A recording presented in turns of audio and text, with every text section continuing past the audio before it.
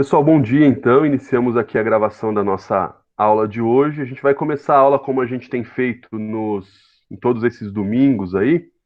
A gente vai começar com o nosso quiz, né, que é um hábito que a gente desenvolveu de fazer uma revisão da aula passada. Então a gente pega os principais tópicos, faz algumas questões para que vocês possam responder e se lembrar do que a gente tratou na semana passada. Quem quiser aí consultar alguma coisa desse tipo, é só abrir lá em Efésios capítulo 4, porque as perguntas dizem a respeito aí do capítulo 4, do verso 1 até o verso 16. Então, se você quiser colar durante as respostas, é permitido colar, fica à vontade, tá? Então, vamos lá, pessoal. Nós vamos então para a nossa primeira pergunta, né? Pergunta valendo 10 galardões. Diz o seguinte: no início do capítulo 4 de Efésios, a Dida, Tácito quer dizer, você não se manifestou, então você aceitou. É mais ou menos isso, Dida. Não é tão chique, não. Diz assim a primeira questão, então, valendo 10 galardões. No início do capítulo 4 de Efésios, quando Paulo exorta a igreja a viver de maneira digna de sua vocação, o que ele quis dizer? Letra A, viver deixando a vida nos levar. Letra B, viver se rebelando contra as pessoas más. Só contra as pessoas más, tá? Letra C, viver em paz com o irmão, fazendo tudo para preservar a unidade do espírito. Ou letra D, viver com fartura e grande bonança. Valendo então 10 galardões. Qual é a resposta certa? Por favor, coloquem aí.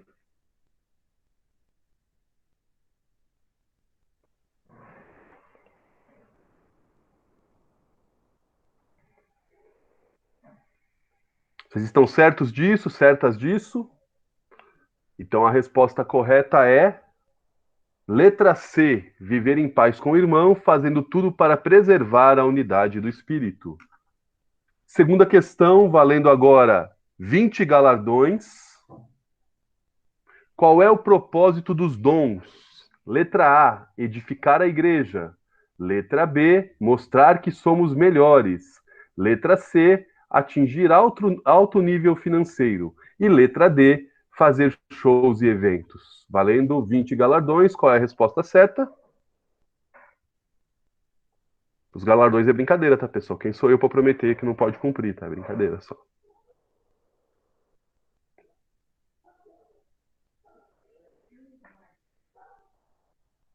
Estão todos certos e certas disso? Mais alguém que faltou responder? Então, valendo 20 galardões, a resposta certa é letra A, edificar a igreja. Esse é o propósito dos dons. Terceira questão, valendo 30 galardões. Paulo, em 1 aos Coríntios, fala sobre o dom supremo, o maior de todos os dons, também mencionado na aula passada. Qual é este dom? Letra A, dom do ensino. Letra B, dom de profecia. Letra C, dom do amor. E letra D, dom de música. Valendo 30 galardões. Qual é a resposta certa?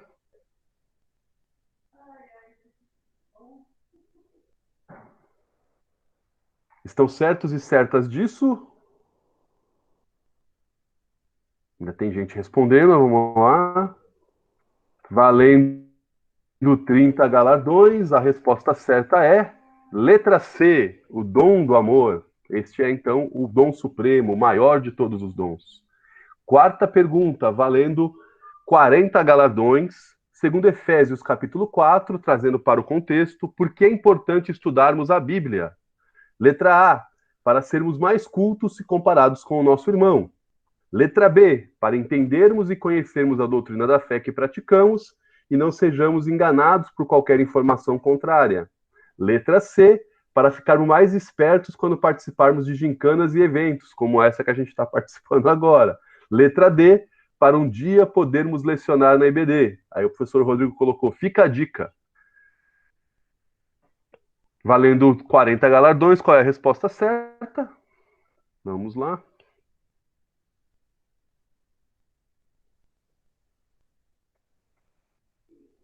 Vocês estão certos e certas disso? Valendo 40 galardões, a resposta certa é letra B, para entendermos e conhecermos a doutrina da fé que praticamos e para que não sejamos enganados por qualquer informação contrária, ou como o texto diz, por qualquer vento de doutrina. Vocês estão indo bem. Vamos lá. Quinta e última questão, valendo então 50 galardões. Paulo compara a igreja com um corpo bem ajustado, cujos membros cooperam para o seu crescimento. Neste corpo, quem é a cabeça? Letra A. Os mestres da igreja, que são mais instruídos, bonitos e charmosos. A Bruna que deve ter feito essa resposta pensando no Rodrigo, mas vamos lá. Letra B. O pastor da igreja, que é bonitão e fala com uma voz de locutor. Letra C. O irmão fundador, o ancião da igreja. Ou letra D. Jesus Cristo. Valendo 50 galardões. Qual é a resposta certa?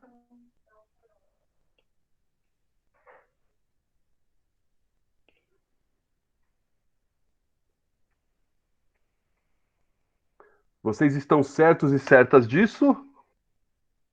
Valendo 50 galardões.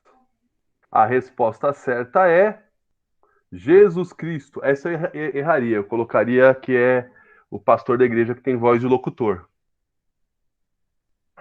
Essa questão também, o item B deve ter sido a irmã Verinha que fez também a resposta para colocar aqui. Irmãos e irmãs, então terminamos aí o nosso quiz. Aqueles que acertaram mais questões, a Bruna está fazendo aí o scout, né? Fazendo a anotação do desempenho de vocês, porque ao final aí do nosso estudo a respeito das cartas de um prisioneiro, nós vamos presentear os irmãos que tiverem aí a maior pontuação quanto à resposta aqui na nossa gincana. Vamos lá então, irmãos, vamos começar, dar continuidade, na verdade, né, à nossa aula a respeito do capítulo 4 de Efésios. A gente, com o professor Rodrigo, na aula passada, nós conversamos a respeito do capítulo 4, do verso 1 ao verso 16, que vocês responderam agora o chat, em que se falava sobre a questão dessa questão do discipulado, né, de Cristo. E a gente vai continuar nessa mesma temática, falando sobre o discipulado de Cristo, só que aí a gente vai tentar hoje abordar do capítulo 4, verso 17, até o capítulo 5, verso 21. Então a gente tem um número grande de versículos aí. Eu tentei resumir bastante a aula para que a gente pudesse ter uma aula não muito longa, mas vamos ver o que a gente consegue fazer aqui. Eu vou começar então com a leitura do restinho do capítulo 4 do texto, para a gente começar então a conversar a respeito desse tema, do discipulado de Cristo, essa segunda parte. Então nós vamos lá para Efésios capítulo 4, verso 17. Eu vou fazer a leitura, irmãos, pela nova versão internacional, pela NVI. Então talvez tenha algumas diferenças aí na sua tradução, mas eu vou fazer a leitura então pela NVI, que diz assim, Efésios 4, 17, até o final do capítulo 4. Diz assim a palavra de Deus. Assim, eu lhes digo, e no Senhor insisto, que não vivam mais como gentios, que vivem na futilidade dos seus pensamentos. Eles estão obscurecidos no entendimento e separados da vida de Deus por causa da ignorância em que estão, devido ao endurecimento dos seus corações. Tendo perdido toda a sensibilidade, eles se entregaram à depravação, cometendo com avidez toda espécie de impureza. Todavia, não foi assim que vocês aprenderam de Cristo. De fato, vocês ouviram falar dele e nele foram ensinados de acordo com a verdade que está em Jesus. Quanto à antiga maneira de viver, vocês foram ensinados a despir-se do velho homem, que se corrompe por desejos enganosos, e a serem renovados no modo de pensar, e a revestir-se do novo homem, criado para ser semelhante a Deus em justiça e em santidade provenientes da verdade. Portanto, cada um de vocês deve abandonar a mentira e falar a verdade ao seu próximo, pois todos somos membros de um só corpo, de um mesmo corpo. Quando vocês ficarem irados, não pequem, apaziguem a ira antes que o sol se ponha, e não deem lugar ao diabo. O que furtava, não furte mais, antes trabalhe, fazendo algo de útil com as mãos, para que tenham que repartir com quem estiver em necessidade. Nenhuma palavra torpe saia da boca de vocês, mas apenas o que for útil para edificar os outros, conforme a necessidade, para que conceda graça aos que a ouvem. Não entristeçam o Espírito Santo de Deus, com o qual vocês foram selados para o dia da redenção. Livrem-se de toda amargura, indignação e ira, gritaria e calúnia, bem como de toda maldade. Sejam bondosos e compassivos uns para com os outros, perdoando-se mutuamente, assim como Deus perdoou vocês em Cristo. Então essa é a primeira parte do texto que a gente vai refletir, que a gente vai conversar na aula de hoje. E é muito importante a participação de vocês também durante a aula, para que a gente possa ter uma aula cada vez mais rica, com várias perspectivas, com várias ilustrações e testemunhos a respeito do que a gente vai tratar aqui. Então é muito importante que vocês também se coloquem à disposição para participar da aula. Então a gente vai começar a aula aqui, como a gente sempre faz, com o primeiro versículo nosso aqui para se discutir, que é o verso 17, essa primeira parte em que, na Nova Versão Internacional, o apóstolo Paulo começa assim: assim eu lhes digo e no Senhor insisto. Então ele está aqui fazendo uma sentença de transição entre o que foi dito antes, e ele vai começar agora, pela Nova Versão Internacional, a insistir em alguns pontos a respeito dessa temática. Nesse trecho do texto aqui, eu prefiro descrever como a Almeida século XXI apresenta esse texto, porque a gente consegue vislumbrar um pouco mais do que Paulo, a respeito do que Paulo está dizendo, e posteriormente, nesse sentido aqui, insistindo com os nossos irmãos lá de Éfeso. Na Almeida século XXI, o apóstolo Paulo, nessa tradução, está assim: portanto, eu digo e testifico no Senhor. Primeiro é importante a gente entender essa questão do portanto, né, que mostra para a gente talvez melhor do que o assim, que Paulo está continuando aí uma descrição do que ele já vinha falando no capítulo 4. Ou seja, existe algo que Paulo já expôs e que agora ele vai insistir, segundo a NVI, ou segundo a Almeida século XXI, ele vai testificar.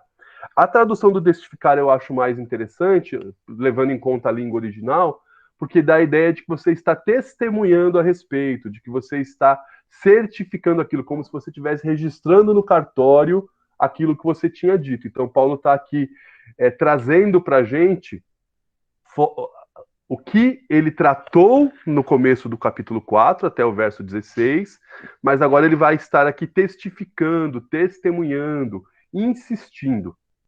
Então, só para relembrar, de maneira resumida, o que Paulo falou no capítulo 4, do 1 ao 16, resumindo bem aqui para a gente poder ter um pano de fundo para começar a discutir. Primeira coisa importante que Paulo disse aqui no capítulo 4, do 1 ao 16. Nós, quando cremos em Cristo, fomos unidos a Ele. Então existe uma união entre aqueles que são seguidores de Jesus, ou seguidoras de Jesus, com o próprio Jesus. Nós somos um com Jesus. Assim como Jesus é um com o Pai. Então nós somos unidos a Cristo. Então essa é a primeira coisa que Paulo fala, levando em conta que nós fomos unidos a Cristo, e aí ele vai continuar falando agora no verso 17 em diante. Levando em conta, outra coisa que a gente vai levar em conta aqui, que nós fomos unidos também uns aos outros, nós somos um, e aí ele encerrou o capítulo 16 dizendo isso, que nós somos um só corpo, que Cristo é o cabeça. Então agora que nós somos unidos também uns aos outros, eu tenho algo a dizer para vocês. Agora que nós fomos capacitados pelo Espírito, porque nos versículos finais ele diz que nós recebemos dons e Deus chamou alguns para apóstolos, outros para pastores e mestres, para a edificação da igreja. Então nós somos unidos a Cristo, fomos unidos uns aos outros e fomos capacitados pelo Espírito. Então, levando em conta tudo isso, eu insisto, eu testifico, e aí Paulo vai começar a descrição. Por que é importante a gente lembrar desses três aspectos? O que Paulo vai dizer daqui para frente serve tão somente para quem foi unido a Cristo, para quem foi unido um ao outro e para quem recebeu o Espírito Santo e, consequentemente, foi capacitado por ele. Então, o que Paulo escreve aqui, do capítulo 4, em verso 17 em diante, diz respeito somente a quem crê em Jesus, a quem já recebeu o Espírito Santo quando creu em Jesus, a quem já foi unido a Cristo, a quem foi unido um com o outro, a quem faz parte da igreja. Então, todas as recomendações, exortações, mandamentos que Paulo coloca aqui, ou seja, esse novo modo de viver que Paulo vai apresentar, é um novo modo de viver para os que creem, não para os que não creem. Então, esse é o primeiro aspecto importante. Então, para a gente entender primeiro esse novo modo de viver que Paulo vai apresentar para a gente precisa primeiro conhecer como era o antigo modo de viver. Então, do capítulo 17, essa parte B, depois que ele fala insisto ou testifico, o apóstolo Paulo começa a apresentar para a gente como era o nosso antigo modo de viver. E aí ele começa assim, no verso 17 até o 19. Ele diz assim, ó: insisto que não vivam mais como gentios, que vivem na futilidade dos seus pensamentos. Eles estão obscurecidos no entendimento e separados da vida de Deus por causa da ignorância em que estão, devido ao endurecimento dos seus corações. Tendo perdido toda a sensibilidade, eles se entregaram à depravação, cometendo com avidez toda espécie de impureza. Aqui é interessante que no verso 17, o Paulo, pelo menos na nossa tradução aqui, ele diz assim: não vivam mais como os gentios. Mas é estranho o Paulo dizer isso, porque ele está escrevendo essa carta para gentios. A igreja de Éfeso era composta prioritariamente por pessoas que não eram judias, que não faziam parte da comunidade judaica e que tinham se convertido ao cristianismo. Talvez a melhor tradução aqui fosse que vocês não vivam mais como os outros gentios, aqueles gentios que ainda não encontraram Jesus, aqueles gentios que ainda não conhecem a Cristo, aqueles gentios que ainda não tiveram a vida transformada. Talvez essa fosse a melhor tradução. E aí, aqui, nesses versículos, Paulo apresenta para a gente 7 características desse antigo modo de viver, desse modo de viver dos outros gentios. E aí eu queria que vocês me ajudassem aqui. Alguém identifica alguma dessas características no verso 17?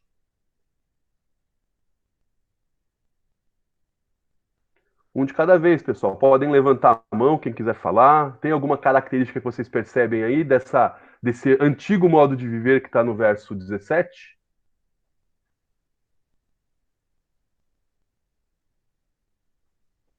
Vocês vão ficar quietinhos mesmo, eu vou ter que falar tudo aqui que eu acho, e vocês vão discordar depois.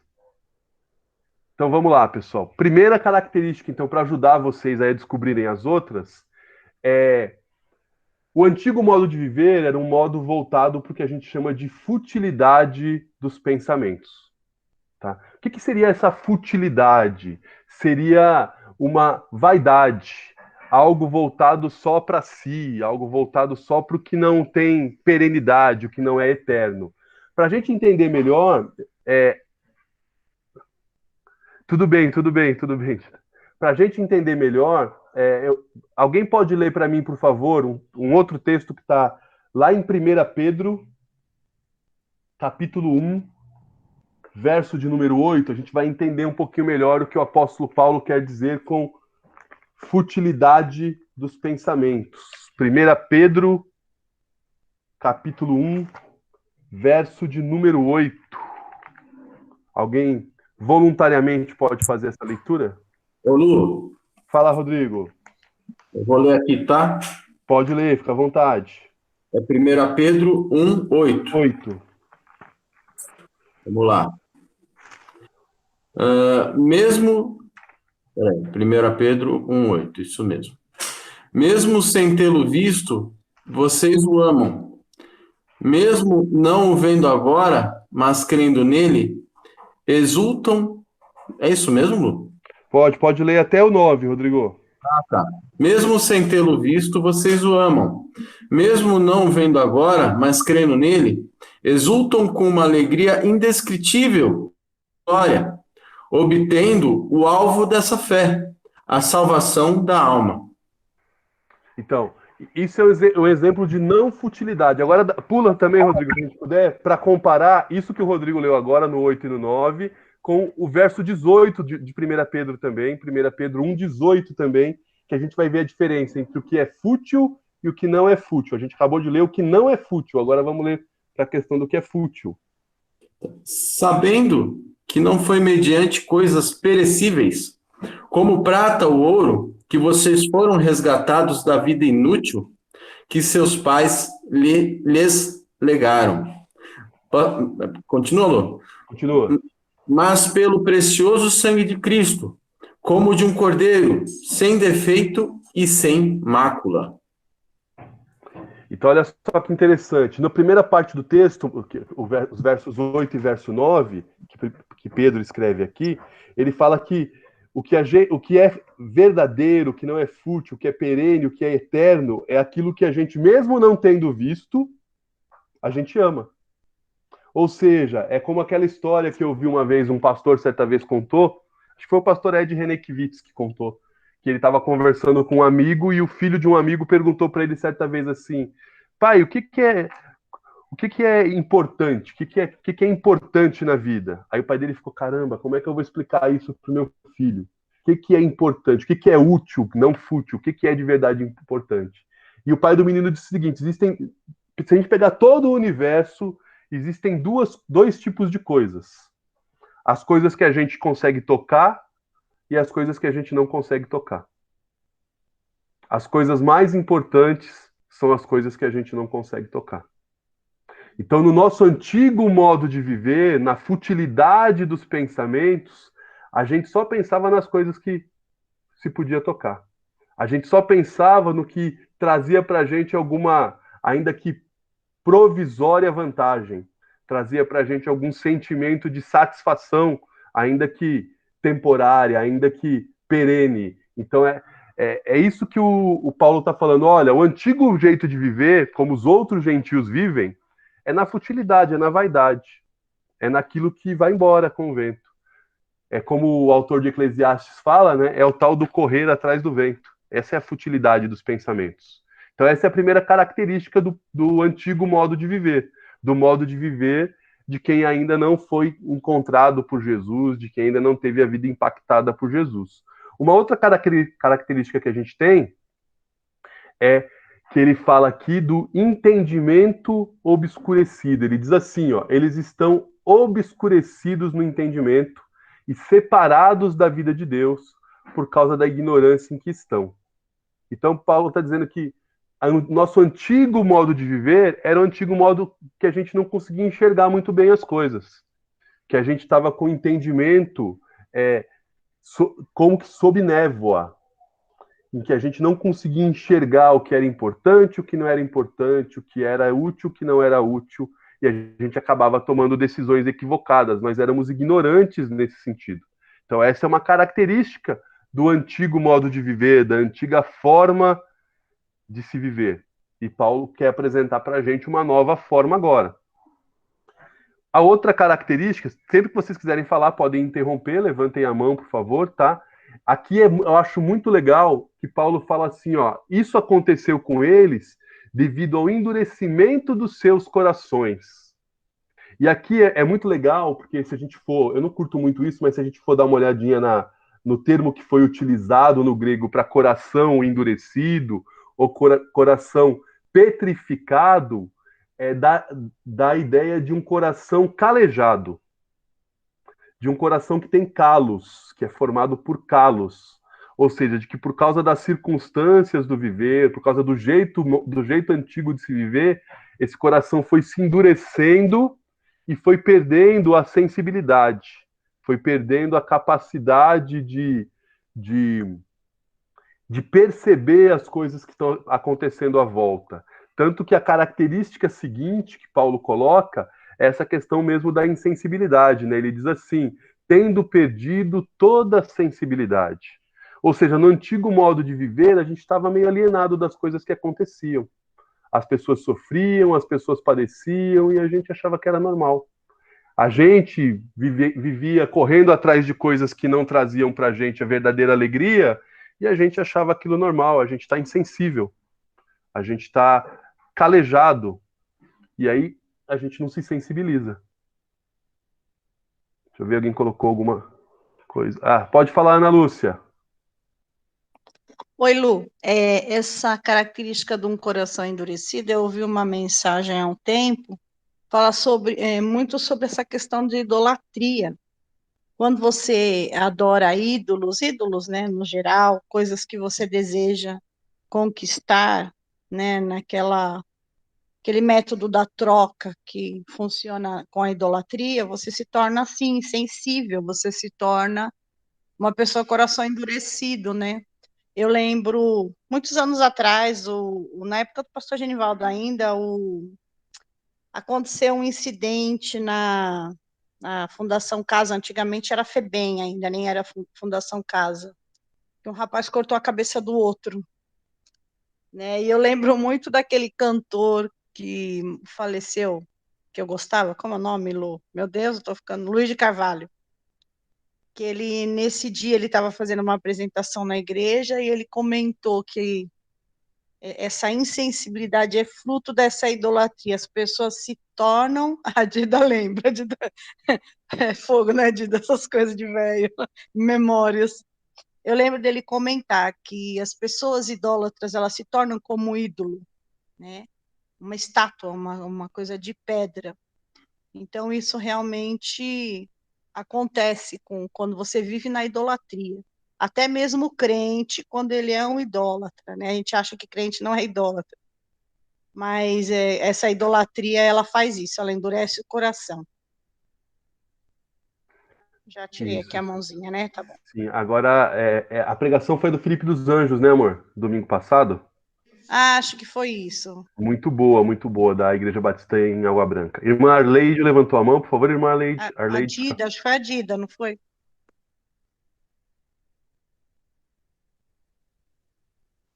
Não fui eu, não, irmão Luciano.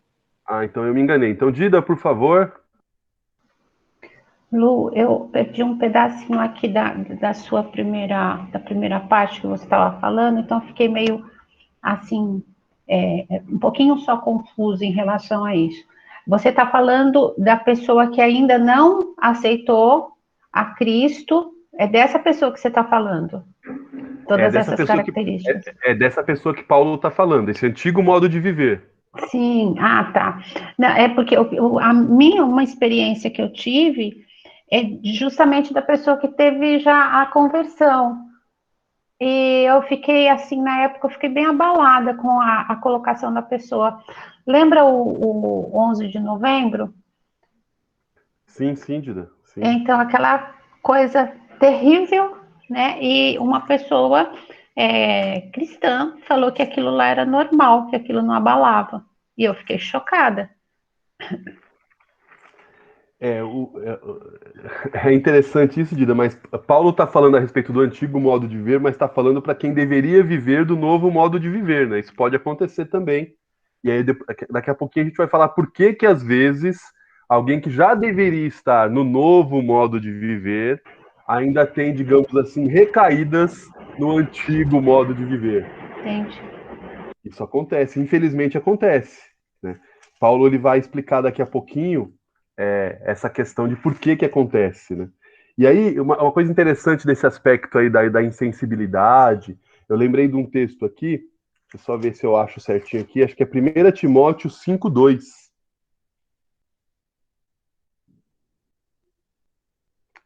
Vou ler o 1 e o 2, que é algo dentro do ambiente cristão, dentro da igreja, que Paulo orienta aqui o Timóteo. Olha que interessante.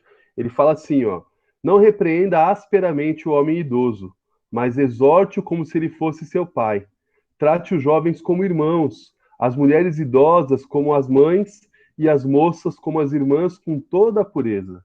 O que Paulo está dizendo, olha, no antigo modo de viver, você podia ser mesmo insensível, não ligar para as pessoas. Mas no novo modo de viver, isso não dá para ter mais. A gente precisa ter sensibilidade, a gente precisa ter empatia, a gente precisa cuidar um do outro, a gente precisa tratar as pessoas como pessoas amadas por nós. E é interessante que, quando Paulo está falando desse modo de viver, tanto o antigo modo de viver como o novo modo de viver, que a gente vai tratar daqui a pouquinho, eles são relacionais. Eles tratam dessa questão da gente vivenciar experiências uns com os outros. É comunitário isso. Não existe vida sozinho. abandonado. Eu sei, a gente estava conversando na célula ontem, tem gente que gosta de alguns momentos que a gente chama de solitude, de estar sozinho para refletir, mas a maior parte da vida deve ser vivida de maneira comunitária. Fala, irmã Jaque. A irmã Jaque levantou a mão. Por favor, irmã Jaqueline.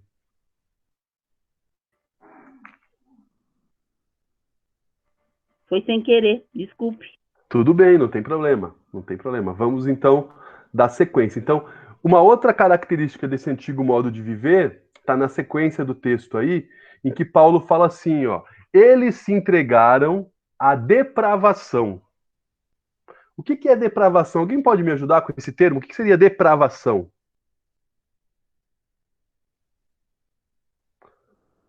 Um de cada vez. Fala todo mundo junto assim, eu fico confuso. Dá uma gugada aí. Quem quiser pode dar uma gugada para explicar o que é depravação. Não tem problema. Vai lá no Google, joga depravação. Desejos da carne.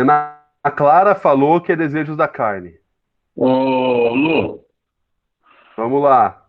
perversão, né? Corrupção, aspectos Isso, morais perversão. degradados. Legal. Bacana, Rodrigo.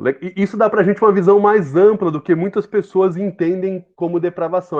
Infelizmente, a gente normalmente relaciona a depravação só com aspectos sexuais. E Paulo não entrou ainda nessa temática aqui. Quando Paulo está falando de depravação, ele está falando de uma conduta que é ultrajante. De uma conduta em que você abandona a sua humanidade. Humanidade no sentido daquilo que Deus planejou para a humanidade. De você ser imagem e semelhança dele. Tanto que os nossos irmãos calvinistas costumam falar da depravação total, ou seja, o homem entregue totalmente ao pecado. Isso é depravação. A gente costuma, às vezes, tratar só do aspecto sexual, mas vai muito além disso. E é interessante que quando ele fala depravação, aqui o apóstolo Paulo fala, ele fala assim, ó, tendo perdido toda a sensibilidade, eles se entregaram à depravação, cometendo, ou seja, é algo que é cotidiano, cometendo com avidez toda espécie de impureza. Então é algo que as pessoas se ocupam da depravação. De viver distante de Deus, de viver distante do que é ser de verdade humano, do que é ser de verdade alguém, um indivíduo como Deus planejou que a gente fosse. Então, depravação vai muito além dessa questão sexual que às vezes a gente pensa. E aí ele segue, depois do cometendo ele coloca a ênfase aqui, que é cometendo com avidez. Avidez, pessoal, é sinônimo de cobiça. Avidez é você cometer algo, você viver de uma forma em que você deseja ter mais do que você precisa ter. Você deseja ter mais do que você deveria ter. Você deseja ter mais ao ponto de querer o do outro.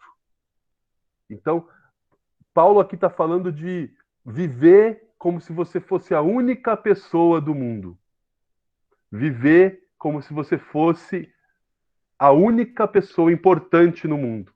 Então, esse desejo de acumular demais e com isso sacrificar o outro, Paulo está dizendo que isso é coisa do antigo modo de viver.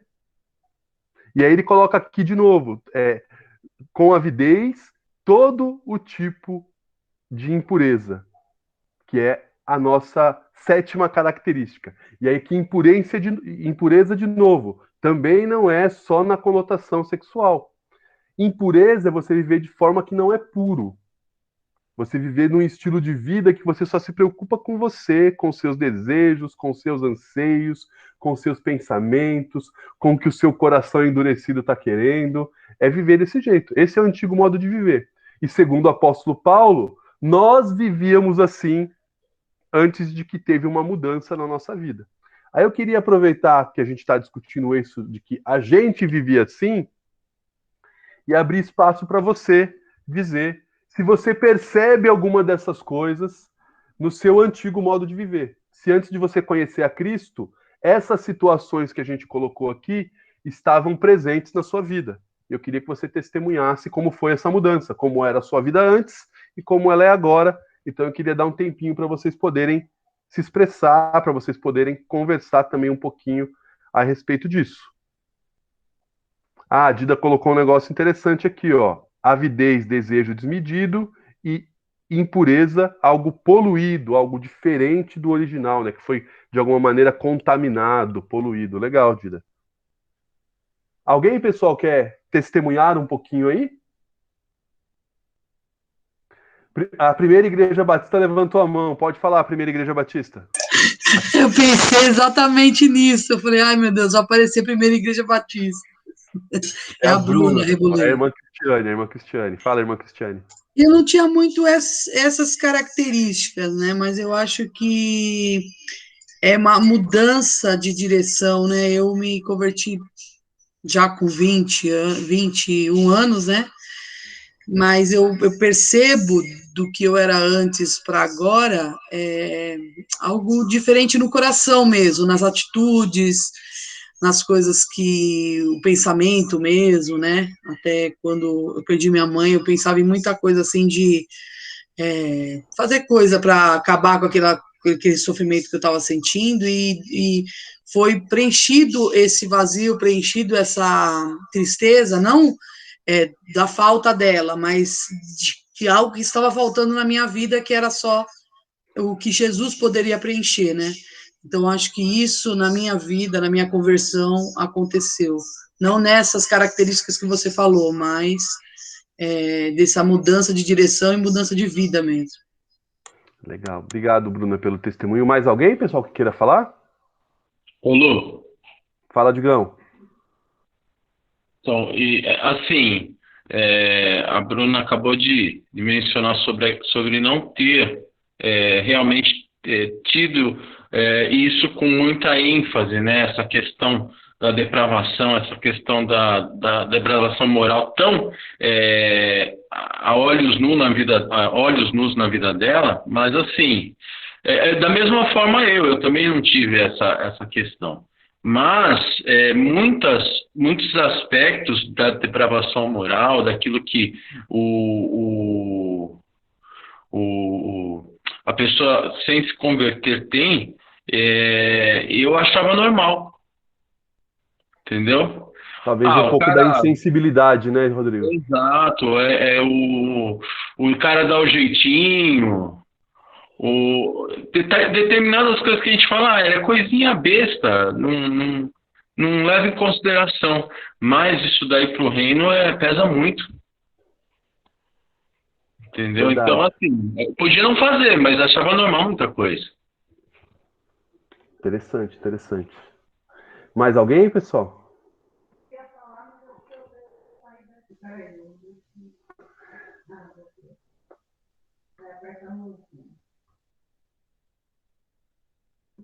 A Ana levantou a mão. Essa questão da depravação, ela é muito, assim, muito, acho que, estigmatizada, sei lá. A gente cria uma ideia na cabeça da gente do que é depravação, né? Então, depravação é tudo aquilo que é absurdamente horrível, né? Seja sexualmente, seja algo um roubo muito grande, algo que assusta. E eu penso assim, quando nós não éramos servos de Deus, ninguém no fundo se achava tão ruim assim. Essa é a verdade, né? Enquanto a gente não tem um encontro com a luz, você não faz ideia de quanto você está nas trevas. Essa geralmente é a visão. Se fosse assim, todo mundo enxergava facilmente, né? Então, isso não existe. Mas eu acho que o pior não é assim, o quanto nós éramos ruins ou horríveis, mas eu acho que o quanto nós vivíamos sem pensar nos valores de Deus, o que Deus achava da nossa vida, né? Então, eu acredito, pelo menos a maioria das pessoas que eu conheço que já se converteram não eram, não faziam nada de tão absurdo na vida, não eram prostitutas, não eram homossexuais, não eram grandes corruptos, eram pessoas que eram boas, sim, como nós vemos pessoas boas hoje em muitos lugares, nossos vizinhos, nossos parentes que não são crentes são pessoas boas.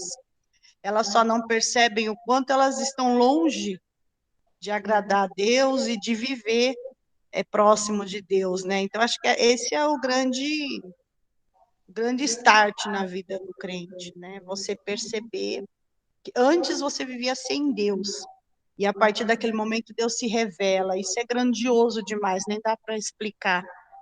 Essa é a nossa motivação. É o amor que o Espírito Santo desperta no nosso coração no momento da conversão, e você abre mão de todas as outras coisas para priorizar Deus na sua vida. Então, isso só se explica pelo amor mesmo de Deus derramado, né? Claro que as atitudes, as obras acompanham aqueles que creem, né? Então, a nossa vida tem que ser coerente com a nossa fé.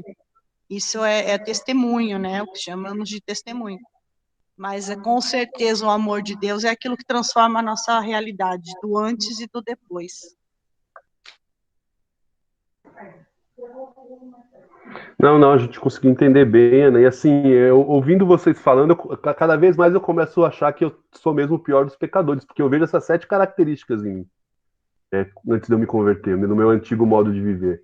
Eu tinha futilidade nos pensamentos, só pensava no que me satisfazia, não pensava no outro, então só pensava em mim o tempo todo.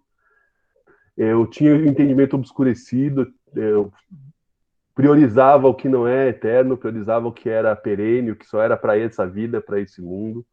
Eu tinha o coração calejado, endurecido, eu era muito insensível com a dor do outro, nem ligava, tá sofrendo, cada um plantou o que colhe e se vira. Eu pensava assim.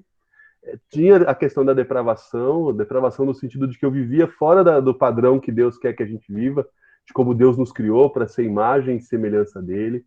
Eu tinha avidez, eu tinha cobiça, queria ter as coisas, queria acumular, mesmo que isso prejudicasse outro, mesmo que a gente não pense que prejudica diretamente, pois eu pensava assim, eu trabalhei, é direito meu, eu não vou dar nada para ninguém. Eu pensava dessa maneira, pensava com impureza, tinha impureza sim, que é algo diferente do que Deus desejava, era um estilo de vida sem preocupação com outras pessoas, só comigo mesmo. Então eu me vejo muito nessas 7 características.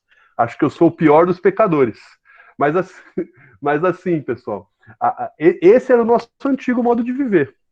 Só que só é possível sair desse antigo modo de viver quando tem um ponto de mudança. A gente tem um ponto de que essas coisas mudam. Essas coisas saem, viram o rumo, mudam o rumo. E o apóstolo Paulo ele começa aqui então no verso 20 e também pelo verso 21 a falar qual é esse ponto de mudança. Todas as pessoas, em escalas maiores ou menores, vivem dessa maneira. Algumas pessoas têm esse ponto de mudança. E esse ponto de mudança, pessoal, é Jesus, é a cruz. É a cruz. Tá? Deixa eu só ver o que a Bruna postou aqui no chat. A Bruna colocou, acho que eu tinha poucas dessas características, minha mãe era católica, tem essa questão, é verdade. A Bruna sempre mostrou valores bons pra gente. Acho que isso ajudou também. Era má em outras áreas, tal. Eu prefiro estar nos caminhos do Senhor, valorizando o reino como um todo. Amém, Bruna, amém. Então, esse ponto de mudança, como a Bruna mesmo colocou aqui, né, que ela prefere estar nos caminhos, é você fazer parte desse caminho, você ter esse encontro com Jesus, para que você possa mudar. O apóstolo fala assim, essas pessoas vivem assim. Todavia, ou seja, entretanto, não foi assim que vocês aprenderam de Cristo. Vocês ouviram falar dele, nele vocês foram ensinados de acordo com a verdade que está em Jesus. Então Paulo está dizendo assim, todo mundo vivia desse jeito de alguma forma, em escalas maiores ou menores. Só que só é possível mudar quando você aprende de Cristo isso. Quando você ouve falar dele. Quando você é ensinado por ele de acordo com a verdade que é ele próprio. Então, por que isso é importante a gente lembrar, pessoal? A gente ter isso em mente. O fato de nós hoje vivermos no novo modo de viver, que a gente vai ver as características daqui a pouquinho, é algo que Jesus fez em nós e que só é possível para quem conhece Jesus. E às vezes, meu irmão e minha irmã, a gente exige de pessoas que não tiveram ainda esse ponto de mudança, esse encontro transformador, que as pessoas vivam em santidade. Não é possível viver em santidade se você não teve o ponto de mudança. se você não teve a transformação. A gente não consegue. Então, às vezes, eu me pegava, e acho que talvez tenha acontecido com vocês também, reclamando de comportamentos de pessoas que eram comportamentos de acordo com o que a gente chama de antigo modo de viver, e falava assim, como é que a pessoa faz isso? Hoje eu entendo, Luciano, se a pessoa não se encontrou com Jesus, se a pessoa não foi ensinada por Jesus, se ela não foi capacitada pelo Espírito Santo, ela não tem como viver do novo modo de viver. Então a gente tem que, às vezes, entender que primeiro precisa existir esse encontro, essa transformação, para que a partir daí comece a haver mudança. Então toda pessoa que a gente olhar que não teve o encontro com Jesus ainda, ela não tem como, ela vai ter aquelas características. Quando a pessoa encontra com Jesus é que essa transformação começa, não é também automático, mas que essa transformação começa. E aí é interessante que o Paulo fala aqui que nós aprendemos de Jesus. O que Jesus ensinou para a gente, então? Para a gente tentar entender. O que a gente aprendeu de Jesus que vai trazer para a gente aí esse novo modo de viver? E aí Paulo ele dá algumas dicas aqui a partir do verso 22 até o verso 24. Primeiro ele diz o seguinte, ó, a gente aprendeu de Jesus, está no verso 22 isso, de que a gente precisa abandonar a velha humanidade. A gente precisa abandonar o antigo jeito de viver. Ele diz assim, ó, quanto à antiga maneira de viver, vocês foram ensinados a despir-se do velho homem que se corrompe por desejos enganosos. Então, o primeiro passo, depois que você tem um encontro com Jesus, para que você possa se preparar para esse novo jeito de viver, é você abandonar a nova humanidade. É você dizer, ó, eu não quero mais viver daquele outro jeito. Eu vou tirar essa roupa que não serve mais em mim. Não serve mais para o novo jeito de viver que eu quero para a minha vida, porque agora eu me encontrei com Jesus e me encontrando com Jesus eu me visto diferente, metaforicamente falando, não é para usar terno e gravata, tá, pessoal? É metaforicamente. Então eu estou abandonando a minha velha humanidade. Então é uma rejeição ao antigo modo de viver. É como aquela historinha que a gente ouviu uma vez, a Ana, a Dida, a Bruna e o Rodrigo devem lembrar, de uma pregação que o pastor Genivaldo fez a respeito do carnaval, sobre o irmão que foi orar pelas pessoas que estavam no carnaval, à espreita do pecado. E esse irmão começou a orar, Senhor, tem misericórdia daqueles irmãos que estão no carnaval, que estão nas ruas desfilando, aqueles irmãos que estão cercados daquelas mulheres bonitas, daquelas mulheres quase nuas, daqueles carros alegóricos coloridos, daquelas luzes brilhantes tão maravilhosas, Senhor. Tem misericórdia daqueles que estão assim. Na verdade, esse irmão que estava orando, meu irmão e minha irmã, ele está ainda na velha humanidade, ele está curtindo tudo aquilo. Ele só diz que não pode, mas ele está com o coração lá ainda. Então o que Paulo está falando, ó, abandona a velha humanidade. Eu não estou aqui, irmãos, discutindo se carnaval é certo, se é errado, não é essa a discussão. Quando a gente diz que algo desagrada a Deus, a gente entende que algo desagrada a Deus, que a gente entende que é da velha humanidade, a gente precisa renunciar, a gente precisa abandonar aquilo, a gente precisa entender que aquilo não é bom. A irmã Arleide colocou que ele estava orando por ele mesmo. Ele não estava lá, irmã Arleide. Ele não estava lá fisicamente, mas o coração estava lá. O coração estava lá. Então, é isso que Paulo está dizendo. Olha, abandone o antigo jeito de viver. Não fica com saudade do jeito de viver antigo, não. Abandona. Abandona esse antigo jeito de viver. E aí, ele dá mais um passo para a gente fazer esse abandono da velha humanidade para se vestir da nova humanidade. Ele diz assim, ó, na sequência, que se corrompe por desejos enganosos, a serem renovados no modo de pensar. Então, para que você possa abandonar a velha humanidade e dar início a uma nova humanidade, o seu sistema de valores precisa mudar. A maneira com que você enxerga o mundo precisa mudar. Eu ainda vejo muita gente que diz que vestiu da nova humanidade, mas continua vivendo de acordo com o sistema de valores antigo. Continua vivendo com base na meritocracia, que é totalmente contrário ao Evangelho de Jesus, que diz a respeito da graça e não do mérito. Continua vivendo a respeito do acúmulo das riquezas, do acúmulo do dinheiro, enquanto o próprio Jesus nos ensina não a acumular tesouros na terra, mas a acumular tesouros no céu. A gente precisa renovar o jeito de pensar. É o que o apóstolo Paulo fala lá no capítulo 12 de Romanos. Está com a Bíblia aí, amor? Lê pra gente Romanos 12, 1 e 2. Isso. Isso. Romanos 12, 1 e 2, a Ana vai ler pra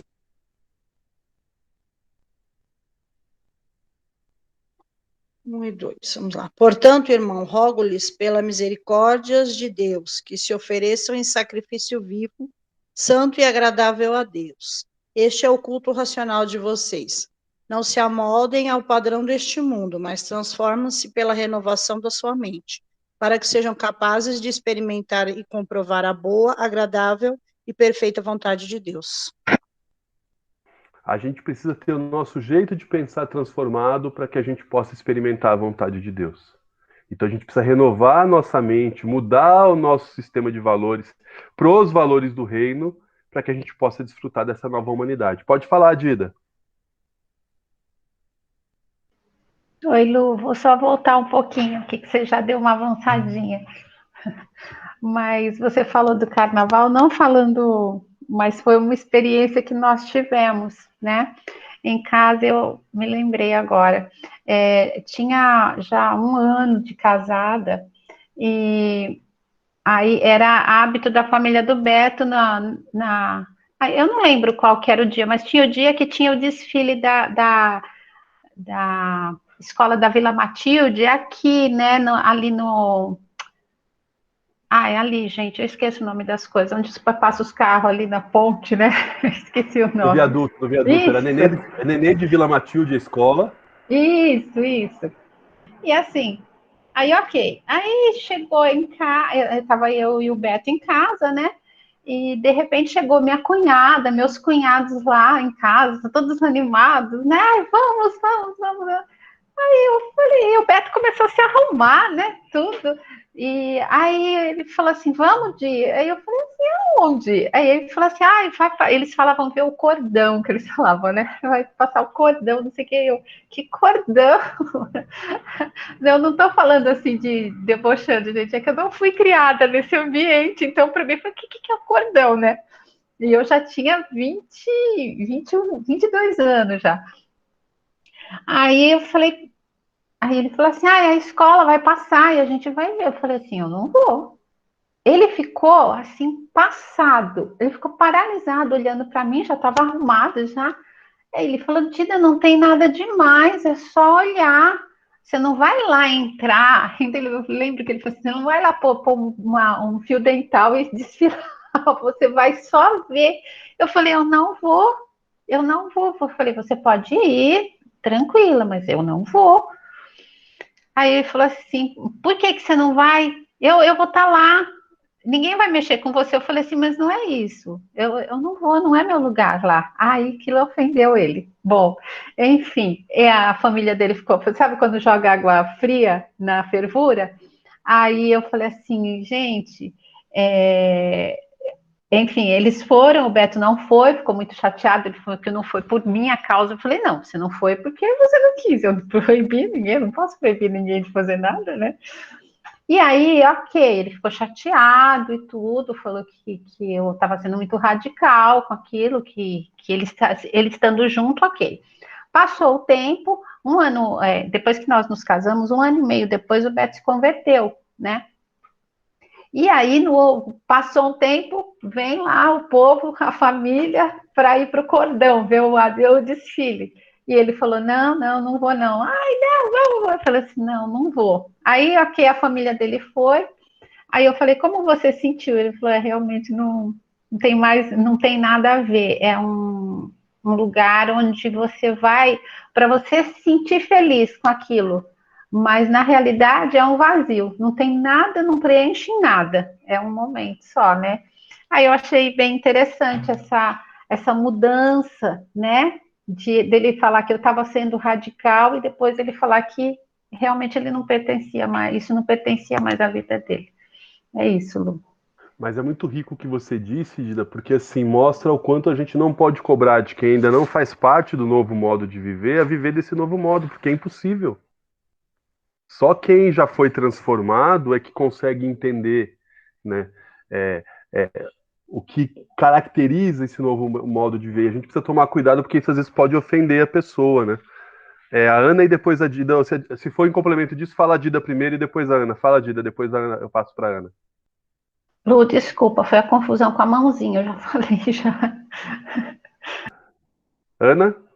Essa fala da Dida me lembrou uma experiência também que eu tive em relação a essa visão. A gente tem que entender que mudar a mente não é deixar de reconhecer algumas realidades, né? Às vezes a gente se converte, acha que você tem que falar que o que é bonito é feio porque você se converteu. Você não muda a mente, você aprende regras. Isso é perigoso. Uma vez eu lembro que o pastor Genivaldo, a Rita que me contou essa história, a esposa do pastor Genivaldo, eles estavam voltando de algum lugar e desceram no viaduto da Vila Matilde no carnaval, e estava passando uma escola de samba, e eles estavam com a Lili e com o William, e estava, né, toda aquela movimentação da escola, e eles pararam para ver, porque as crianças, né, eles viram que chamou a atenção das crianças, e eles pararam e ficaram olhando. E o William falou para o pastor Genivaldo assim, para a Rita, é feio, né, mãe? É feio. Ele era pequenininho, assim, criança. E a Rita falou, não, filho, não é feio, é lindo, só não agrada a Deus. Então, eu achei, essa palavra, ela me marcou muito quando a irmã Rita me contou essa história, isso há muitos anos, acho que eu era até solteira na igreja ainda. Isso me marcou para tratar isso com minhas filhas, né? Quando eu fosse criar meus filhos. É você não negar aquilo que está diante dos olhos. Isso tem, né? Isso tem a sua beleza, isso tem o seu valor, isso tem a sua, né? Até a gente sabe que carnaval movimenta até o comércio, né? Então a gente não pode negar os fatos. Agrada a Deus? Não. Então, a gente tem que ter isso muito claro na nossa mente. Quando você for se envolver com algo que é bonito, que muitas vezes pode trazer lucro para sua casa, para sua família, culturalmente aceito, é bonito, é legal, agrada a Deus? Não. Então, você se posiciona com os valores de Deus nas suas escolhas. Então, eu achei isso muito marcante na minha vida.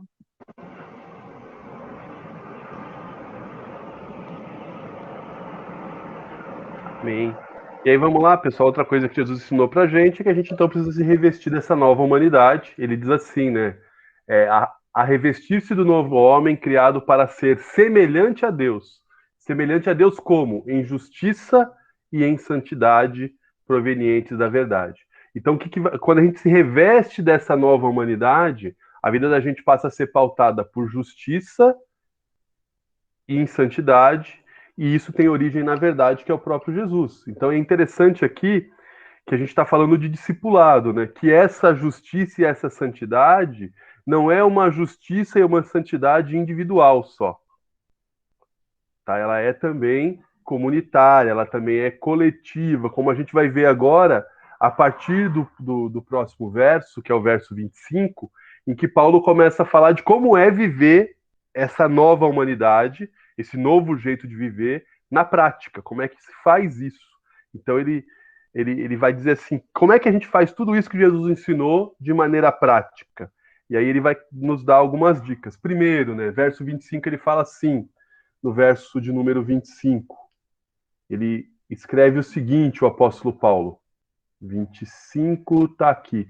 Portanto, cada um de vocês deve abandonar a mentira e falar a verdade ao seu próximo. Esse é o primeiro ponto. Então, quando a gente tem esse novo modo de viver, primeiro, né, a gente fica claro aqui que esse novo modo de viver é um novo modo de viver em relação ao outro também, porque ele fala assim, Abandonar a mentira e falar a verdade ao seu próximo. Então, e faz com que as nossas relações elas sejam pautadas na verdade.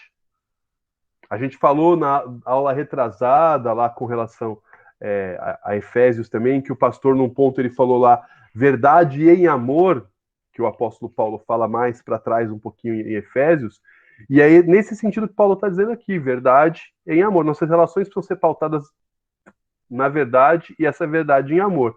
Por que verdade em amor? A gente citou lá na aula do pastor Eli também. Porque amor sem verdade engana as pessoas e afasta as pessoas de Jesus. Porque Jesus é a verdade. Mas verdade sem amor machuca as pessoas e também afasta as pessoas de Jesus. Então as nossas relações precisam ser pautadas em amor e na verdade. Na verdade, em amor. Isso ele fala no verso 25, né?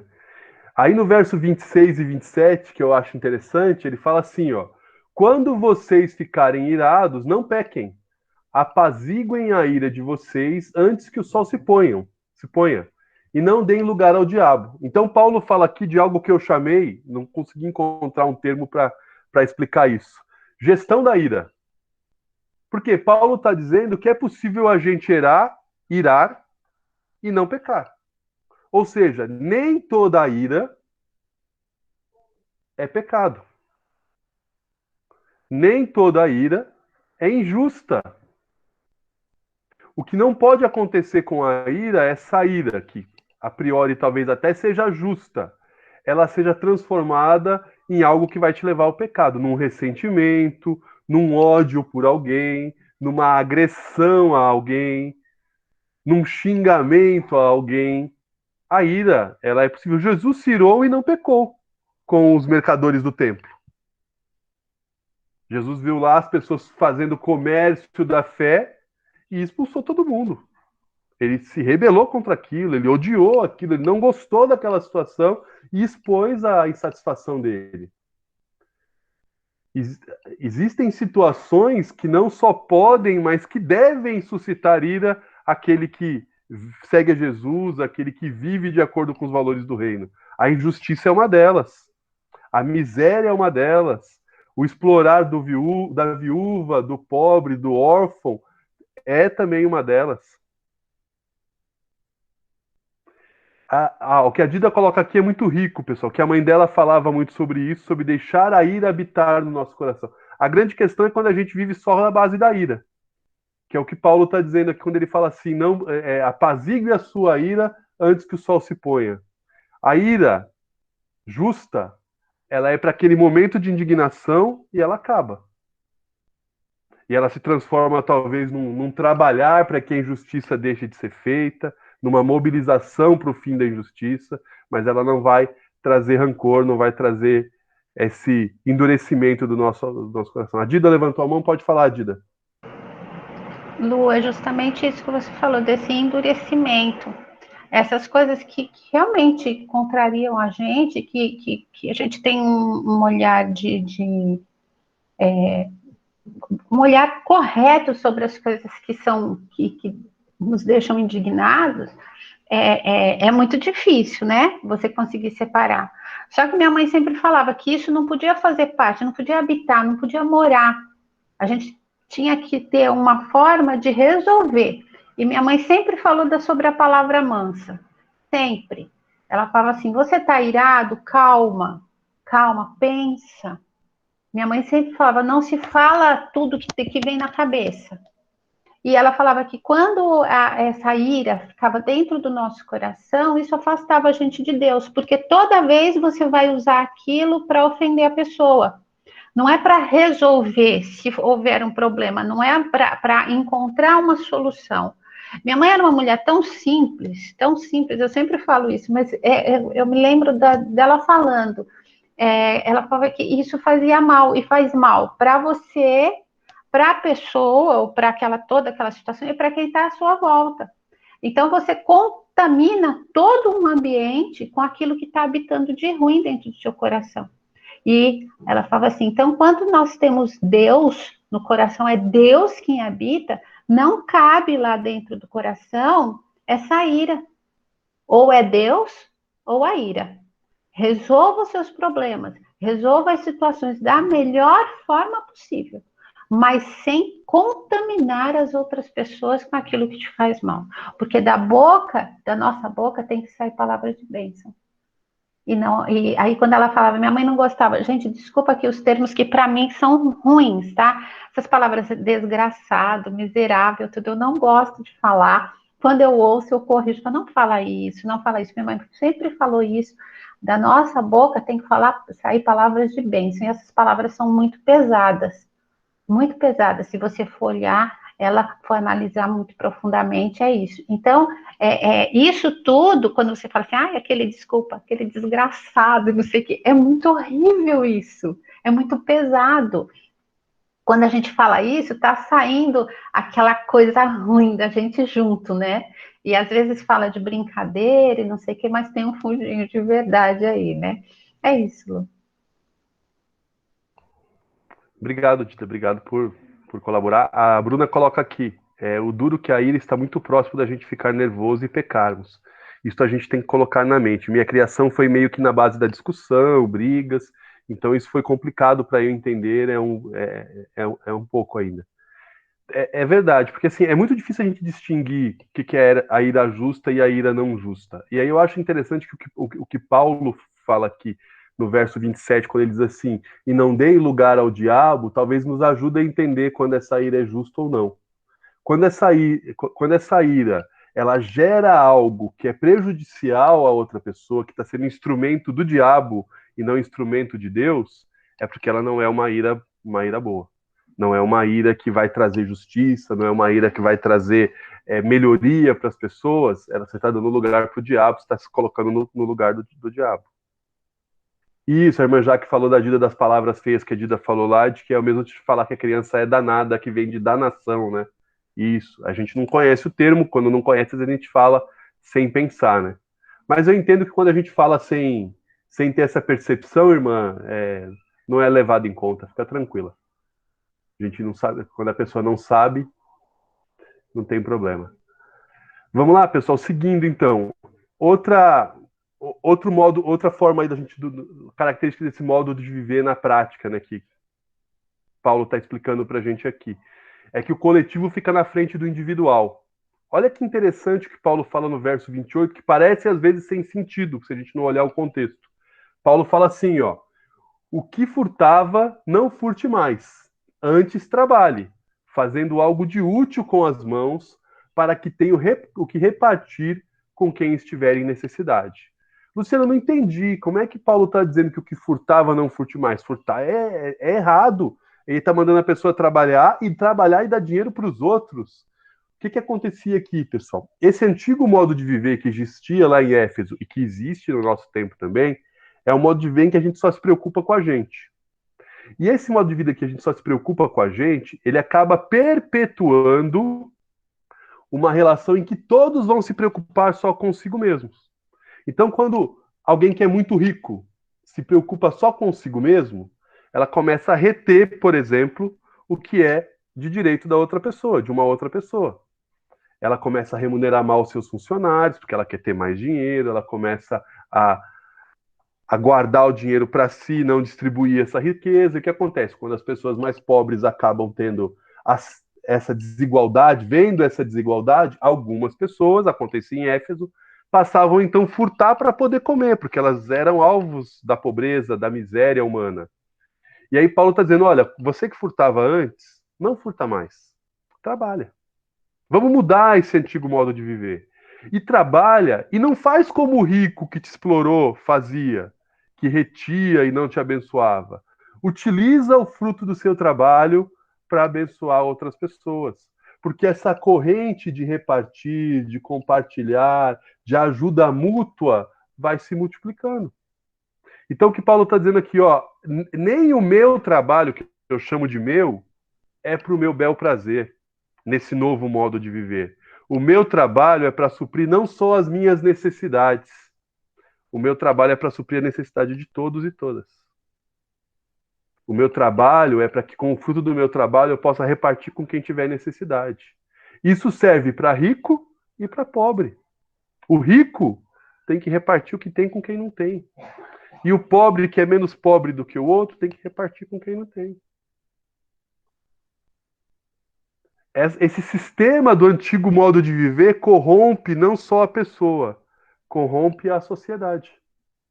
A gente começa cada um se preocupar só consigo mesmo, e aí a gente vê, por exemplo, marginalidade, crimes acontecendo, que são fruto da desigualdade social que tem relação direta com o antigo modo de viver. Quando a gente muda o modo de viver, a gente deixa de pensar só na gente e começa a pensar no outro. E aí o mundo, ou o pequeno pedacinho do mundo que a gente vive, começa também a sofrer essas transformações. Por isso que eu acho muito estranho, nos dias de hoje, a gente tem um percentual tão grande de, entre aspas, evangélicos, e o nosso país, vou falar do nosso país, ser um país cada vez pior. Eu não consigo enxergar o Brasil como uma maioria de pessoas que dizem serem seguidoras de Jesus, e a gente está vivendo, vê pessoas vivendo como estão vivendo. Nessa pandemia, gente saindo sem máscara, porque a máscara não me protege, protege o outro, eu não estou preocupado com o outro, estou preocupado só comigo, eu não respiro tão bem, então eu não quero nem saber se o outro vai pegar Covid ou não. Eu preciso respirar bem sem máscara. Então eu não vou usar máscara. É aquela história do se a farinha é pouca, o meu pirão primeiro, né? Aí eu não ganho nem pra mim, tá difícil, eu vou ajudar o outro. Não, não vou ajudar o outro. Então a gente precisa tomar cuidado, porque no nosso novo modo de viver, instaurado na cruz por meio de Jesus, o coletivo, o comunitário, está na frente do individual. Quem furtava, não furte mais. Trabalha, mas não é só para você o seu trabalho. É para você ter o que repartir com quem tem necessidade. Olha como profunda é essa mudança. Antigamente, pensamentos fúteis, preocupação só comigo. Me preocupo com o outro na frente da minha preocupação comigo mesmo. Meu trabalho é para o outro também, não é só para mim. Seguindo aqui, pessoal, aí entra muito do que a Dida falou aí das palavrinhas, né? Que a Dida falou das palavras que a mãe dela não gosta que falam, que são palavras que enraizam, que podem transformar em sentimentos. Olha o que o apóstolo Paulo fala sobre esse novo modo de viver, da comunicação nesse novo modo de viver, que está aí no verso 29.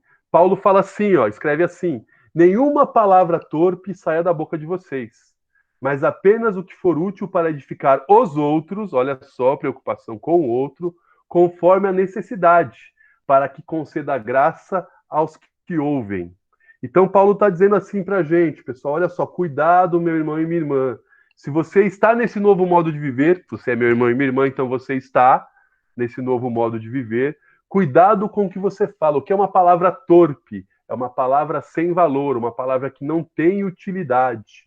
É uma palavra que não vai trazer edificação nenhuma. É uma palavra que não tem sentido para aquela situação. Então a nossa comunicação tem que ser uma comunicação santa. A gente precisa utilizar palavras adequadas para situações adequadas. Existem termos, formas de se falar, que não deveriam estar dentro de alguém que se diz seguidor de Jesus. De alguém que se diz santo, que se diz parte do povo de Deus. Ou de alguém que a gente olha e fala assim, ó, esse é o enviado de Deus. A gente não tem que tomar cuidado. Percebam, o que a gente fala resplandece a glória de Deus ou resplandece o antigo modo de viver? É uma reflexão que a gente precisa fazer. No novo modo de viver, a comunicação tem que ser feita em santidade, sem ofensa ao outro, sem depreciação do ser humano, sem desvalorização da vida. Nossa comunicação precisa ser uma comunicação que edifica, que abençoa as pessoas, que as pessoas olhem para aqueles que optaram por esse novo modo de viver e digam, olha, parece que é Deus que está falando comigo. Quer saber se alguém segue ou não segue Jesus? Pensa o seguinte, isso que essa pessoa está dizendo sairia da boca de Jesus? E olha que a Dida colocou, torpe, aquilo que fere os bons costumes, aquilo que insulta. Então, quer saber se a pessoa está tentando um novo modo de viver? A maneira com que ela fala, o que ela fala, sairia da boca de Jesus o que ela fala? Então é uma reflexão que a gente precisa fazer. E aí, outra coisa, outra característica do novo modo de viver, ela é um modo de viver que valoriza o penhor da nossa herança. Porque o apóstolo Paulo fala assim no verso 30, não entristeçam o Espírito Santo, com o qual vocês foram selados para o dia da redenção.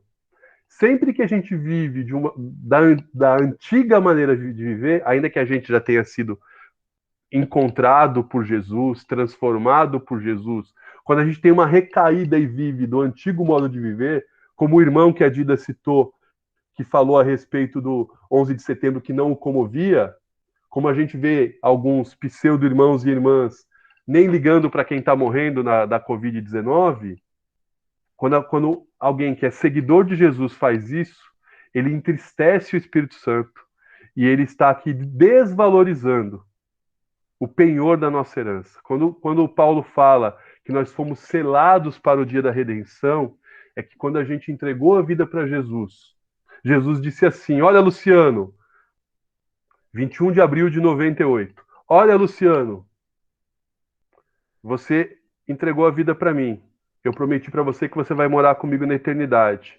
Está aqui a garantia de que você vai passar a eternidade comigo. Está aqui o meu espírito. É como quem diz assim, olha, eu prometi para você tal coisa, mas eu só vou te entregar daqui a um tempo. Fica com o meu relógio, fica com o meu celular, que lá no final você vai ter o que eu te prometi. Estou te deixando algo muito valioso com você aí, para te mostrar, olha, a garantia de que eu vou te entregar a vida eterna lá no final. Quando a gente vive na moda, no jeito antigo, a gente está fazendo isso. Ó, Senhor, isso que você me deu de penhor não vale nada. E a gente entristece o Espírito Santo. E por que Paulo usa aqui entristece o Espírito Santo e não usa entristece o Deus Pai ou entristece Jesus? Do ponto de vista geográfico, pessoal, o Espírito Santo é quem está mais próximo da gente. É o primeiro a se entristecer, se a gente fosse dizer assim. Porque ele está dentro da gente. É ele quem faz esse vínculo de comunhão da gente com a divindade, com o Pai, com o Filho. Então, ao fazer esse vínculo, ele se entristece, porque ele fala, olha, o Luciano não está vivendo do novo jeito de viver. Ele está vivendo do antigo jeito de viver. Isso é triste. Ele tem o contato direto com Deus? Tem, mas ele insiste em viver do antigo coisa. Como isso me entristece? Ele é o primeiro a se entristecer. Então, por isso que Paulo diz, não entristeçam o Espírito Santo de Deus, com o qual vocês foram selados no dia de redenção. Valorizem esse penhor que Deus deu a vocês. Vivam de acordo com um novo jeito de viver.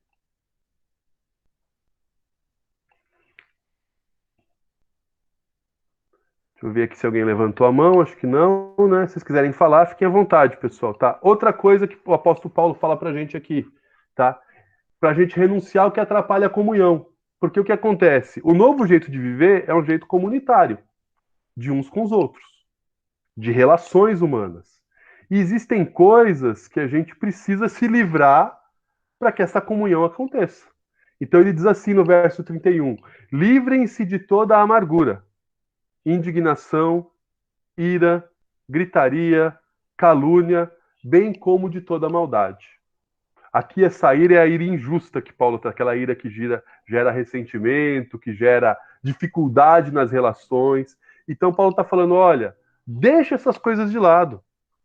Porque nesse novo modo de viver não pode ter espaço para você ficar amargurado com o outro, de você ficar indignado injustamente, de você ficar irado injustamente, de você ficar gritando, de você ficar mentindo a respeito dos outros, caluniando. Em algumas traduções está blasfêmia, né? Não tem espaço para maldade nesse novo modo de viver. Então, se você quer viver bem nesse novo modo de viver, larga essas coisas, renuncia a isso, porque isso atrapalha. Atrapalha a comunhão, e se atrapalha a comunhão, atrapalha o novo modo de viver. E aí ele continua, além de renunciar, né, o que atrapalha a comunhão, a gente precisa, então, a partir desse novo modo de viver, fazer com que as nossas relações sejam fundamentadas nos valores do reino de Deus.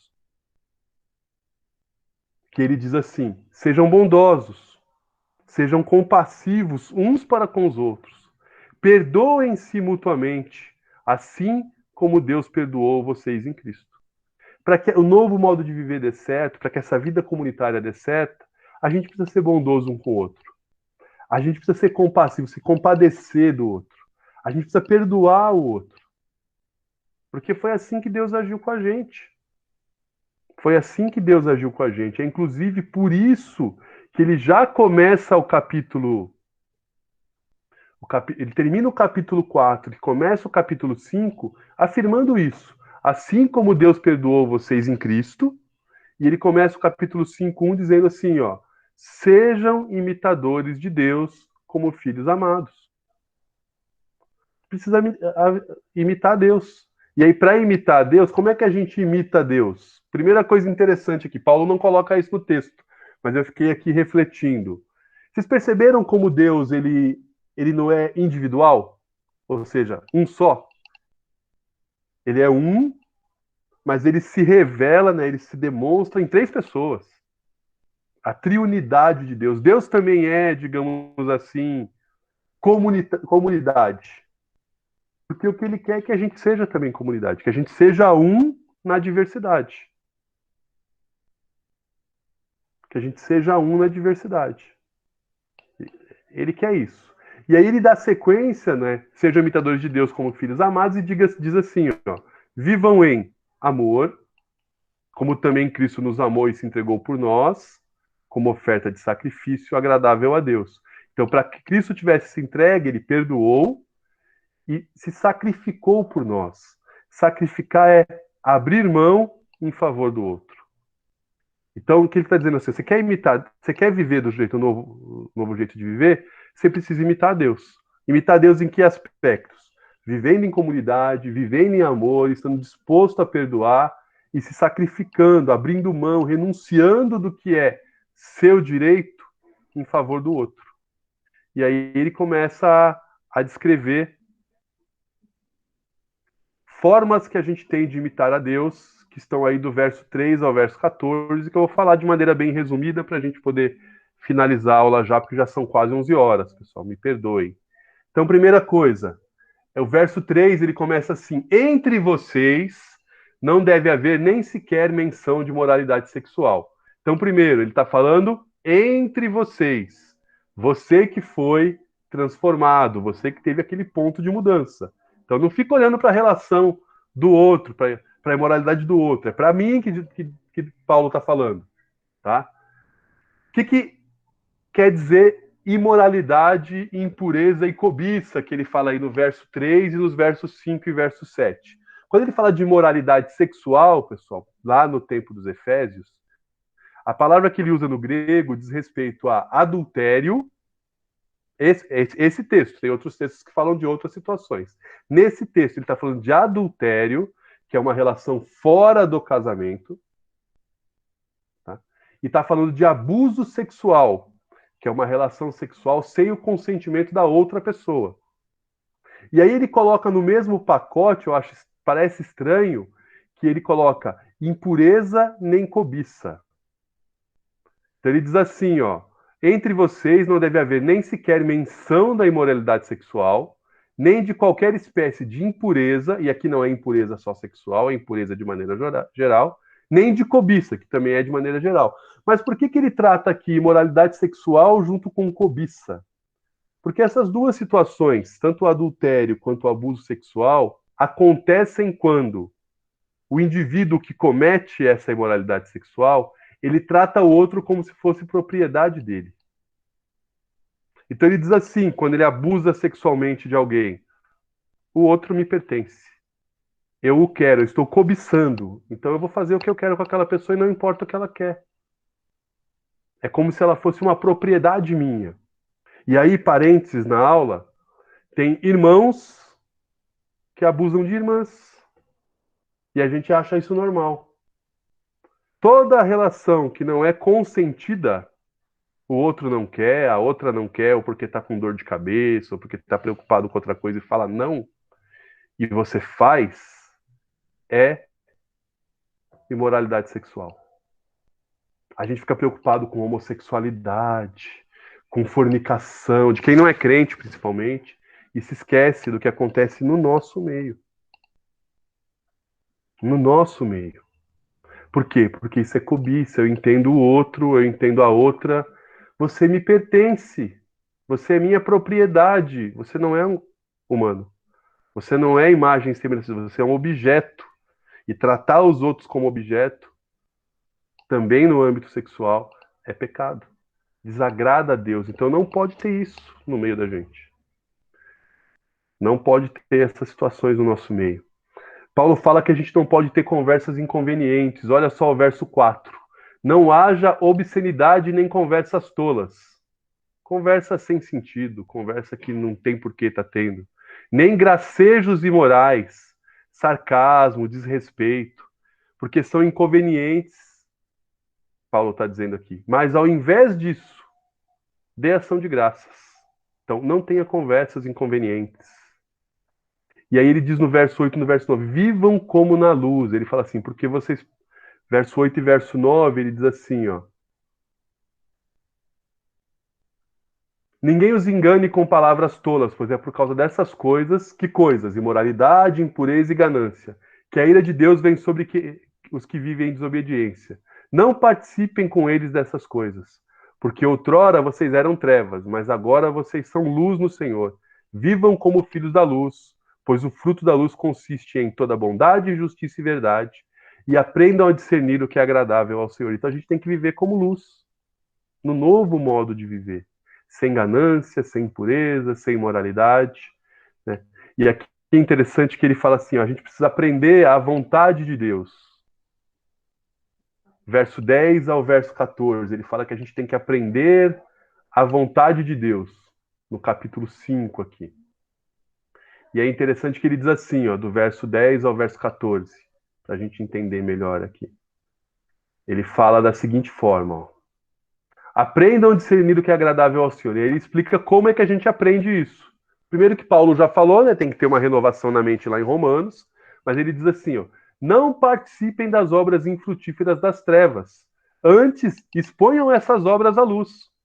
O que tem de crente se envolvendo com projetos que não são projetos de Deus, que não tem nada a ver com o reino de Deus, que não tem nada a ver com os valores de Deus, que não tem nada a ver com vida, só tem a ver com morte, que não tem nada a ver com o que é eterno, só tem a ver com as coisas desse mundo. Então, ele está dizendo, não participem dessas obras infrutíferas. Expõe essas obras à luz. Quer saber se é de Deus? Expõe à luz. Compara com a palavra de Deus. Porque aquilo que eles fazem em oculto, até mencionar é vergonhoso. Mas tudo que é exposto pela luz torna-se visível, pois a luz torna visíveis todas as coisas. Aí ele cita um texto lá de Isaías, desperta tu que dormes, levante os mortos. E aí ele diz o seguinte, tenham cuidado com a maneira como vocês vivem, que não seja como insensatos, mas como sábios, aproveitando ao máximo cada oportunidade, porque os dias são maus. Porque os dias são maus. Então ele diz assim, ó, ser sábio para viver essa experiência comunitária que é o viver, esse novo modo de viver.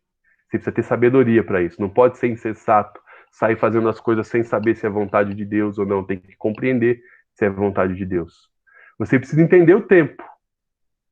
Tem tempo que você tem que falar, tem tempo em que não tem que falar. Eu, por exemplo, estou com dificuldade com o tempo hoje, já é 11 horas da manhã. Mas aqui fala de não perder oportunidades. Quantas e quantas vezes a gente faz coisas fora do tempo e ao invés da gente abençoar pessoas e trazê-las para Cristo, a gente afasta as pessoas de Cristo. Então a gente precisa entender o time das coisas, o momento certo, a oportunidade certa de falar. Para viver essa experiência comunitária, verso 17, né, é preciso conhecer a vontade de Deus, e o verso 18, é preciso lucidez. É por isso que Paulo fala, a gente acaba levando só para a questão da bebida, né? Paulo fala assim, não se embriaguem com vinho, que leva à libertinagem, mas deixem-se encher pelo Espírito. O que Paulo está dizendo, olha, para viver essa vida comunitária, você precisa estar dentro do seu normal, você precisa estar lúcido, você precisa estar sem nada que vá corromper a sua percepção de entender as coisas. Precisa ter lucidez. E aqui não é só, a gente vai tratar não só de álcool, meu irmão e minha irmã. Às vezes a gente tem valores que a gente carrega que não são valores do reino, ideologias, coisas que a gente tem na cabeça da gente que tiram a nossa lucidez. A gente acaba seguindo coisas que são totalmente contrárias ao evangelho porque a gente gosta de alguém, porque a gente gosta de alguma coisa, a gente vai fazendo sem refletir. A gente se embriaga com as coisas desse mundo, com poder, com dinheiro, com tantas coisas, com títulos, né, o que vem na frente do nome, mestre, presidente, pastor, a gente doutor, a gente vai se embriagando com tudo isso, com esse status, com esse poder, e a gente vai se perdendo. E é isso que Paulo fala, quando a gente se embriaga, a gente sai do rumo, sai do prumo. E é interessante verso 19 e 20, que para viver essa experiência comunitária, a adoração tem que ser comunitária. Porque quando ele diz não se embriaguem com vinho que leva à libertinagem, e ele fala deixem-se encher pelo Espírito, ele fala assim, como é que eu me encho pelo Espírito? Falando entre vocês com salmos, hinos e cânticos espirituais, cantando e louvando de coração ao Senhor, dando graças constantemente a Deus Pai por todas as coisas em nome do nosso Senhor Jesus Cristo. Ou seja, entre si. Entre si. E aí, por último, para viver essa experiência comunitária, que é a vida, o novo modo de viver, precisa existir sujeição mútua. O que é sujeição mútua? Eu sou submisso a você, você é submisso a mim. Eu me sujeito a você, você se sujeita a mim. Não tem essa de que eu sou mais forte, então sujeite-se a mim. Não, é sujeição mútua. Eu abro mão de algumas coisas porque é o melhor para você e é o melhor para a nossa relação. Você abre mão de algumas coisas porque é o melhor para mim e é o melhor para a nossa relação. E meu irmão e minha irmã, como é difícil essa experiência comunitária. E é por isso que Paulo fala, quando ele fala de não se embriagar com vinho, que ele fala, deixai-vos encher pelo Espírito. Porque a gente só consegue viver essa experiência se a gente tiver o Espírito Santo. Se a gente se encher do Espírito Santo. Se a gente buscar se encher do Espírito Santo. Senão é impossível. Senão a gente não consegue viver. Para fechar, pessoal, 5 coisinhas que eu queria que vocês guardassem, né? Sobre a aula de hoje. Eu peço desculpas que eu me excedi bastante no tempo. A gente começou um pouquinho mais tarde, 9h30, então 1h30 de aula é muita coisa, então desculpem. Tá? Era muito texto, eu acabei me enroscando um pouquinho. Mas 5 coisinhas para guardar. Primeiro, para mudar o jeito de viver, primeiro é preciso encontrar Jesus. Sem encontrar Jesus, não tem como mudar o jeito de viver. Então não dá para ficar exigindo de quem não teve encontro com Jesus que viva esse novo jeito de viver. É impossível. A vida é uma experiência comunitária. Esse novo jeito de viver não é para viver sozinho. Eu estou me santificando cada vez mais, Luciano. Estou cada vez mais parecido com Jesus. Mas o que está acontecendo com as pessoas ao seu redor? Eu não estou ligando para as pessoas ao meu redor. Eu me isolei e estou vivendo a minha vida, lendo a Bíblia, orando. Mas e o sofrimento do outro? Não, eu não estou preocupado com isso, estou preocupado com o céu. Então você não está preocupado com o céu, porque viver é uma experiência comunitária. Esse novo jeito de viver é uma experiência comunitária. Nessa experiência comunitária, os valores do reino devem pautar a minha vida. Tudo que eu decido tem que ser de acordo com os valores do reino que vão direcionar esse novo modo de viver, não com o antigo modo de viver. Então, viver é pensar também no outro. Viver exige também que você se sujeite a Deus, mas se sujeite também ao próximo. Então, são as coisinhas que eu queria deixar para vocês. Se alguém tiver alguma pergunta, quiser acrescentar alguma coisa, fiquem à vontade. Tá? Esse é o tema da próxima aula. Tá? Seguindo a Cristo no cotidiano da vida, vai falar desse discipulado no trabalho, na vida privada, no cotidiano da vida, não só filosoficamente. Então, a ideia é isso. Quem quiser falar qualquer coisa, acrescentar, fique à vontade, pessoal. E me perdoem por passar do tempo com vocês.